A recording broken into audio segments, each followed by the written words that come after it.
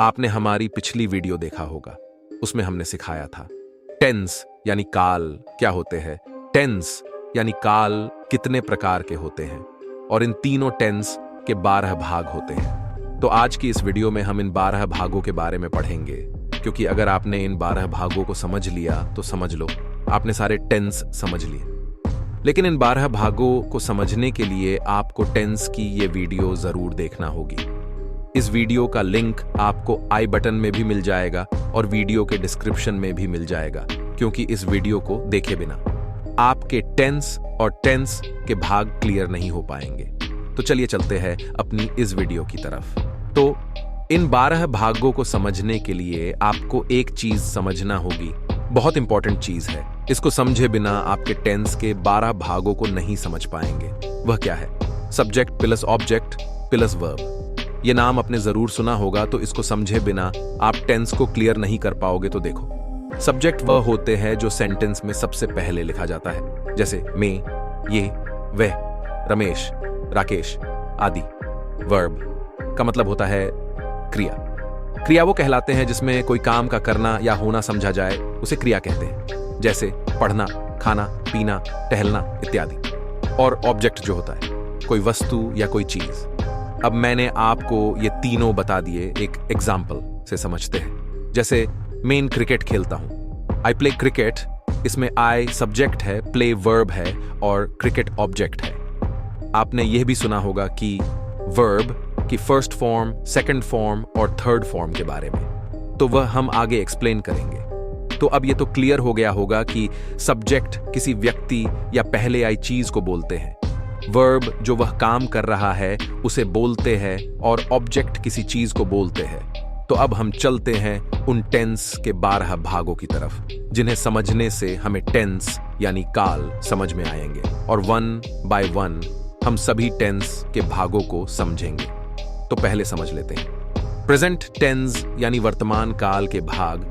तो सबसे पहले आता है प्रेजेंट इंडेफिनिट। इसकी पहचान इस तरह से है, जिन वाक्यों के अंत में ता है, ती है, ते है आते हैं, वह प्रेजेंट इंडेफिनिट टेंस कहलाते हैं। एग्जाम्पल, मैं ब्लैक बोर्ड पर लिखता हूं, I write on the black board. मैं क्रिकेट खेलता हूं, I play cricket. Rajesh school जाता है, Rajesh goes to school. Rashmi गाना गाती है, रश्मि सिंग्स द सॉन्ग। तो जैसे कि आपने सेंटेंसेस में देखा, सभी सेंटेंसेस के लास्ट में लिखता हूं, खेलता हूं, जाता है, गाती है, यानी सबके अंत में ता है, ती है, ते है आवाजें आ रही होंगी। तो ऐसे सेंटेंस को प्रेजेंट इंडेफिनिट कहलाते हैं। अब इसको बनाने के लिए इसके रूल्स भी हैं। आप इन सेंटेंसेस को रूल्स के अकॉर्डिंग ही बना पाओगे। जैसे अफर्मेटिव का रूल्स है, सब्जेक्ट प्लस वर्ब की फर्स्ट फॉर्म एस या यस प्लस ऑब्जेक्ट। एग्जाम्पल के तौर पर मैं ब्लैक बोर्ड पर लिखता हूं, I write on the black board. I इसमें सब्जेक्ट है,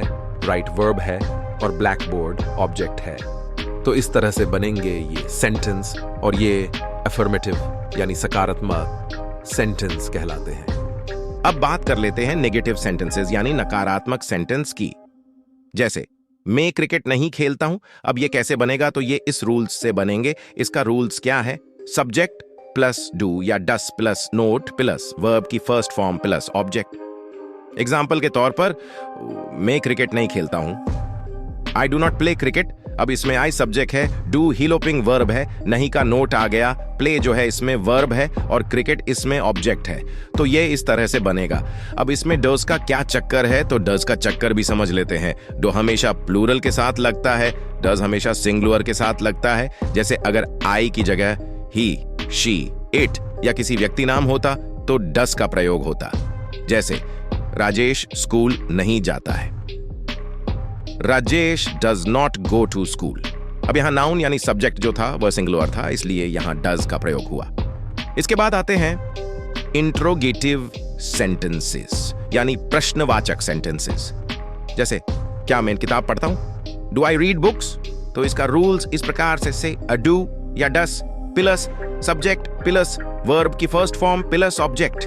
जैसे डू इसमें सबसे पहले आएगा, आई इसमें सब्जेक्ट है, रीड इसमें वर्ब की फर्स्ट फॉर्म है और बुक्स इसमें ऑब्जेक्ट है। तो ये आपका इंट्रोगेटिव सेंटेंसेस इस तरह से बनेगा। तो आपकी अब प्रेजेंट इंडेफिनिट के अफर्मेटिव, नेगेटिव और इंटरोगेटिव सेंटेंस के पहचान और रूल्स समझ में आ गए होंगे। प्रेजेंट इंडेफिनिट के बाद टेंस का दूसरा भाग आता है, प्रेजेंट कंटिन्यूअस। तो इसकी पहचान इस तरह से है, जिन वाक्यों के अंत में रहा है, रही है, रहे हैं, आते हैं, वह प्रेजेंट कंटिन्यूअस टेंस कहलाते हैं। जैसे वह जा रहा है, वह खाना खा रही है, वह एग्जाम की तैयारी कर रहा है आदि। तो इसको भी इसके रूल्स से समझते हैं। इसका रूल्स ये रहा, subject plus is, are, am plus verb की first form plus ING plus object. तो अफर्मेटिव के सेंटेंस से समझते हैं ये कैसे बनेगा। एग्जाम्पल, वह खाना खा रही है, she is eating the food. तो इसको समझते हैं रूल्स से। तो शी इसमें सब्जेक्ट है, इज, आर, एम में से इसमें इज लगाएंगे, ईट इसमें वर्ब है और वर्ब के साथ आईएनजी लगाएंगे तो ये ईटिंग हो जाएगा। और लास्ट में द फूड इसमें ऑब्जेक्ट है तो ये इस तरह से बनेगा। अगर इसमें शी की जगह आई होता तो हम इज की जगह एम लगाते। जैसे अगर सब्जेक्ट प्लूरल है तो एम और आर का यूज करेंगे, प्लूरल सब्जेक्ट में आई, वी रहेंगे। और अगर सब्जेक्ट सिंगुलर है, इज का यूज करेंगे। सिंगुलर सब्जेक्ट में ही शी, ईट आदि रहेंगे। तो अब चलते हैं नेगेटिव सेंटेंस की ओर। तो इसका पहले रूल्स समझ लेते हैं। Subject plus is, are, am plus not plus verb की first form plus ING plus object. अब सेंटेंस बनाते हैं। वह खाना नहीं खा रही है, she is not eating the food. She इसमें सब्जेक्ट है, इज, आर, एम में से इसमें इज लगाएंगे, फिर इसमें नोट लगाएंगे, ईट इसमें वर्ब है और वर्ब के साथ आईएनजी लगाएंगे तो ये ईटिंग हो जाएगा। और लास्ट में द फूड इसमें ऑब्जेक्ट है तो ये इस तरह से बनेंगे। तो उसके बाद आता है इंटरोगेटिव सेंटेंस।